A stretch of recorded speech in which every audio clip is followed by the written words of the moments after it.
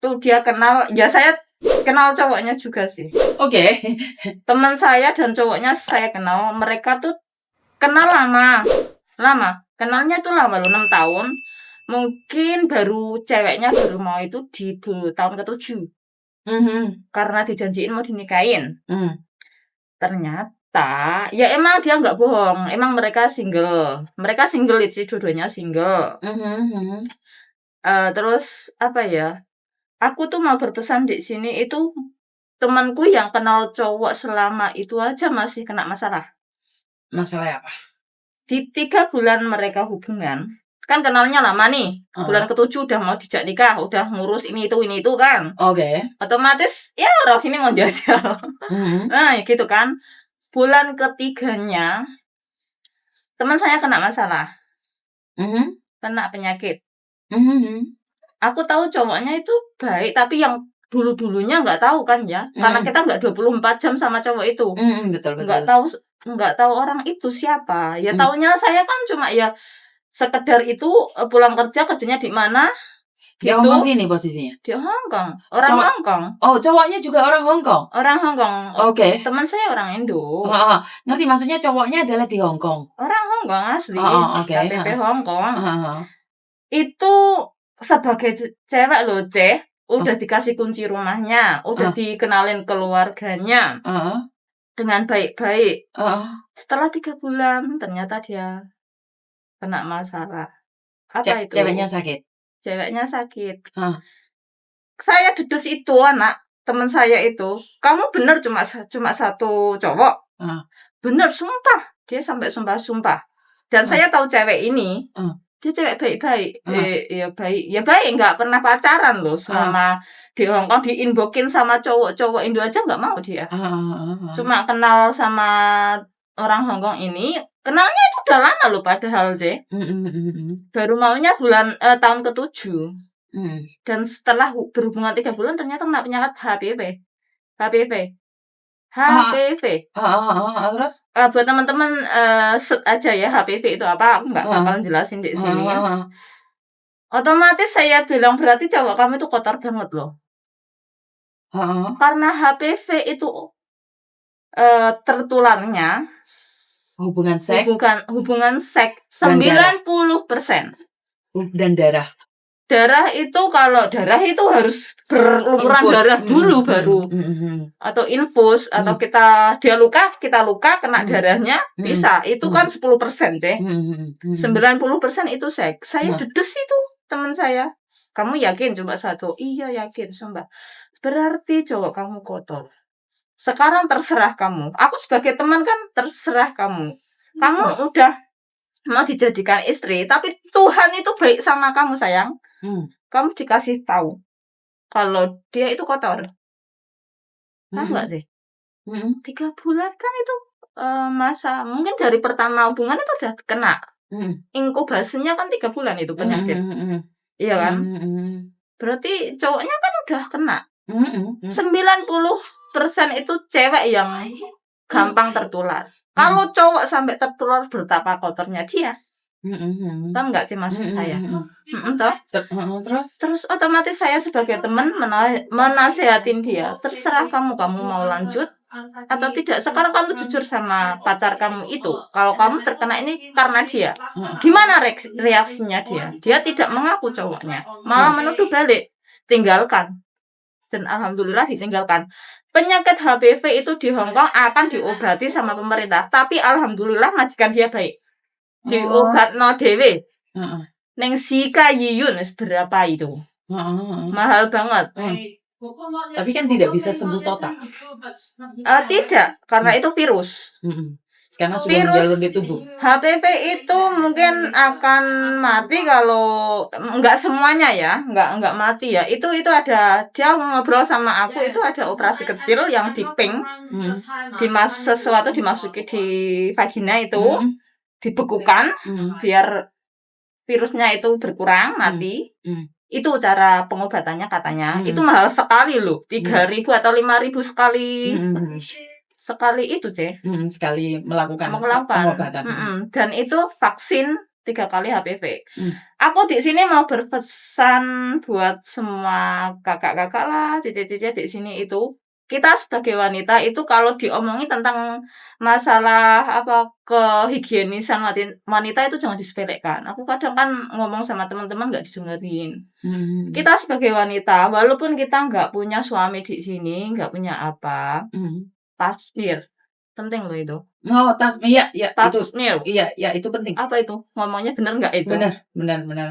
Pap Itu smear, betul. itu bayarnya cuma 240 kalau kalian lewat pemerintah yang dilakukan oleh Sama jelasin itulah pemerintah gimana caranya itu. enggak, itu biasanya dilakukan oleh apa ya, Peduli Kasih atau dari Konsulat Indonesia itu ada cuma 230 atau Malah 200 berapa khusus untuk pembantu. Murah loh. Di hari Jumat kalau tidak salah, dan kalau di Sikayuyun memang 1.800 atau 1.200, 800. Itu memang perlu, itu butuh, itu sangat penting. Saya jelasin itu ya, masalah itu. Masalah kalau yang saya ngomong itu nggak ada yang peduli deh. Iya, karena kan kita tidak tahu sebelum kita kena sendiri, makanya lebih banyak berhati-hatinya. Maksud saya itu, C. Dan vaksin HPV 3 kali itu butuh. Sebelum vaksin lakukan pap smear dulu. Terusan konsultasi mungkin bisa ngomong sama majikan boleh nggak, atau sendiri itu juga boleh kok. Biasanya kalau kamu, dan sekali lagi kalau penyakitan tidak semua majikan mau menerima kamu. Saya paham. Ini teman saya beruntung. Iya, makanya kan nasib seseorang berbeda. Jadi teman kamu masih beruntung kalau orang lain kena penyakit, apalagi kamu penyakit ini ya. Apalagi ngeri-ngeri sedap ya. Yang sedap kamu, yang ngeri kita gitu loh. Dengernya takut sendiri gitu. Bukannya kita mau diskriminasi, cuman kenapa kita harus melakukan, kasarannya orang ngomong kan free sex.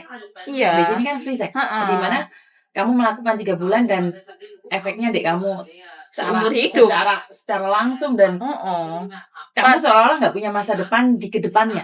Di mana kamu menikah. Apakah kamu akan menjelaskan sama pasanganmu bahwa kamu punya ini? Ya, mungkin. Mungkin nggak mau. Yes. Kalau kamu punya anak, kalau kamu hamil punya anak dari laki-laki lain mungkin masih bisa. Tapi kalau kamu punya penyakit ini dan kamu menikah, itu 1.001, dan 1 itu nggak mungkin, nggak ada. Paham nggak? 1.001 tapi 1 itu nggak tahu ada apa enggak gitu. Ada yang mau nggak gitu maksudnya kan? Kalau kamu punya anak dari hubungan laki-laki lain mungkin masih bisa, tapi kalau punya penyakit ini memang memang kayaknya sudah menjadi momok. Kasar orang ngomong, kamu boleh jadi pelacur tapi jangan sampai kena ini. Karena pelacur pun lebih higienis loh. Pelacur itu lebih ekstra hati-hati loh. Daripada orang yang tidak pernah melakukan malah kena. Makanya itu kan dia banyak ibu rumah tangga yang tidak pernah melakukan sama siapapun kecuali sama suaminya, malah dapat pesen lagi. Saya mau pesen lagi buat mbak-mbaknya yang punya suami di Indonesia yang mau cuti. Cek aja dulu. Ya, itu kondisi yang sangat sulit karena iya sih. Tidak mungkin juga masa pulang sama-sama cek lah. Namanya orang kan kita tidak tahu dengan pikiran mereka. Kalau kamu tahu terus timah. Seandainya kamu tahu suami punya HIV terus timah. Bukan HIV ini teman saya, HPV.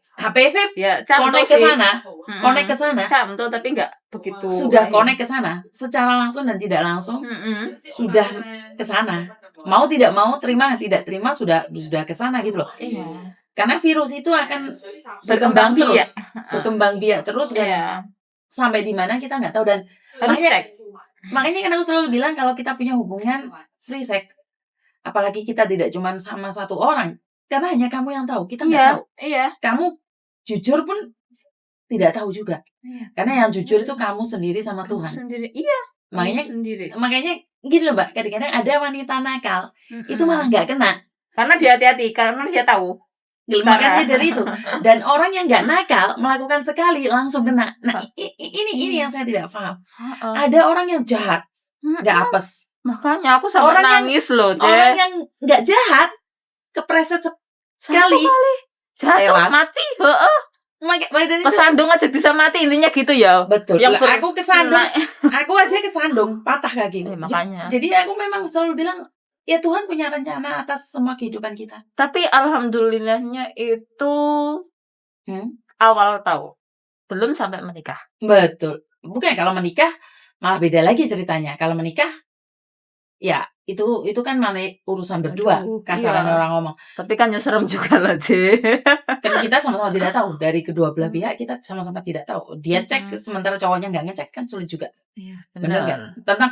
Tentang hubungan free sex, Aduh. saya tidak mengatakan bahwa free sex itu pasti menjalur ke HIV, tapi Kemungkinan besar. efeknya Efeknya. pasti ke sana. Iya. Uang nggak dapet, dapatnya penyakit. Itu yang saya takutkan. Kenapa dulu, walaupun saya menjanda, kenapa saya tidak punya cowok? Kenapa saya tidak? Karena orang ngomong aku di Hong Kong. Yes. Aku cerai sama suamiku. Yes. Kenapa aku memilih dandan tomboy? Karena Yes. biar tidak ada laki-laki yang Melirik. berani ngelihat aku. Jadi Iya. kalau aku jolo, laki-laki mana yang mau? Iya, benar. Bener nggak? Jadi aku prinsipnya seperti itu. Bukan berarti aku tomboy terus aku rusak terus apapun itu. Tidak semua. Jadi jangan melihat apa yang kamu lihat itu seperti apa yang di dalamnya. Karena gula dan garam itu warnanya sama. Tapi matamu melihat, tapi rasanya beda. Gitu loh. Jadi gula dan garam warna sama. Iya. Jadi kalau kamu melihat orang nakal, belum tentu mereka nakal. Tapi kamu melihat orang baik, belum tentu juga baik. Jadi kita butuh waktu untuk semua itu. Jangan pernah menghakimi orang lain kalau kita nggak tahu. Kalau kita cuma lihat profilnya aja terus cemburu, padahal dianya sendiri sengsara selama berhari-hari, kita nggak tahu. Yang sengsara kan nggak diupload. Makanya aku selalu bilang jangan pernah cemburu sama kehidupan orang lain. Bener ya. Kayak orang-orang bilang, YouTube Miss Yuni hebat loh. Padahal dari 2012 sebelum kalian kenal YouTube, punya aku sudah ada YouTube. Oh iya benar. Dari 2012 baru sekarang percaya. Lah, baru sekarang ngomong pansosnya kan ya lucu. Gitu loh, Pak. Pansosnya di mana ya? Nah, makanya pansosnya dari 2012 bulan November, Pak. Aku lihat pertama Miss Yuni itu yang majikannya Cece itu juga telepon sampean yang komplain Cece-nya itu maisong yang 1,5 jam yang dianya saya itu sudah lapar gitu loh. Terus Miss Yuni, kamu itu gajinya besar loh, Nduk. Itu Novi, aduh ya Allah lucu banget.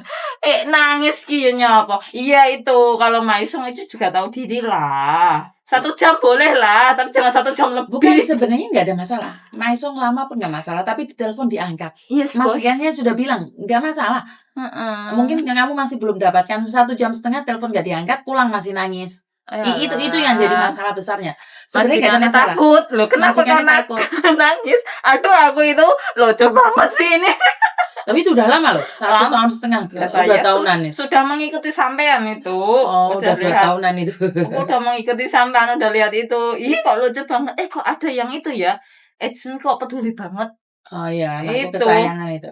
Terusan yang boom lagi itu yang nanggapin yang nggak dibukain pintu. Itu juga boom kan. Itu juga boom. Siapa itu namanya? Lupa. Yang baru-baru kok. Lupa aku namanya. Yang nggak dibukain pintu itu. Kan anaknya datang ke sini anaknya itu waktu itu. Iya. Cuman malah itu aku nggak upload. Enggak anakmu kan? Bukan anakku soalnya. Jadi Jangan. aku nggak berani expose. Dan dia menyebutkan banyak nama di situ. Jadi apalagi kan aku bukan YouTuber. Nah, kalau YouTuber kan pinter ngedit, aku nggak bisa ngedit. Iya, semua langsung semuanya. Jadi nggak berani. Natural. Jadi... Makanya nggak berani, nggak bisa ngedit. Karena memang tugas saya kan bukan buat di YouTube. Saya tetap kerja dengan pekerjaan saya. Kenapa kalau ada anak yang bilang aku harus fokus sama curhatan? Lah, ya nggak bisa. Nggak bisa dong. Siapa yang gaji lah sayang. Kalau kamu yang gaji nggak apa-apa sayang. Mau berapa? Yuk. Jadi terima kasih banyak yang sudah datang ke sini dan sama-sama. mau sharing dengan sifat-sifat orang Hong Kong dan pesan buat teman-teman yang ada di luar sana karena kita tidak tahu apa yang terjadi. Pertama adalah pacaran sama orang Hong Kong, kita tidak tahu backgroundnya, hati-hati. Sekali melakukan dan menjurusnya ke sana. Jadi kita tidak tahu, namanya orang apes nggak semayanan. Kalau apes ada tulisannya kita pasti menghindar. Tapi setidaknya sedia payung sebelum hujan. Walau pada akhirnya saat hujan payung dibuka rusak. Nah kalau payung rusak saat hujan, apakah kita marah dengan hujan? Ya tidak dong.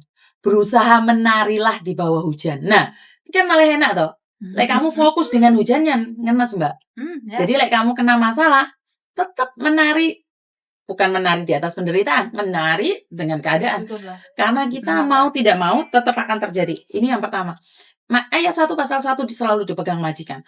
Dan kita cuma punya ayat kursi. Maksud saya ada ayat kursi adalah saat majikan ngamuk-ngamuk, wocokno kuwi ae. Wes ben Tak mereka berubah sabar. tak tambahin satu, kalau majikan punya pasal apa, C? Pasal 1 ayat 1. Kita harus punya pasal 1. Kenapa kita tidak bisa menyentuh hati majikan tanpa menyentuh? Oke, menyentuh majikan tanpa harus menyentuh hati majikan tanpa menyentuh dia. Maksudnya adalah dengan doa itu. Karena doa merubah segalanya. Sekali lagi kita punya ayat kursi berarti. Jadi Tuhan biarkan yang bertindak. Itu aja dari saya. Terima kasih. Kurang lebihnya saya minta maaf. Wassalamualaikum warahmatullahi wabarakatuh. Berkat Tuhan mengalir atas kita semua. Semoga semua makhluk bahagia, Anda bahagia, kita bahagia. Bye-bye. Sudah.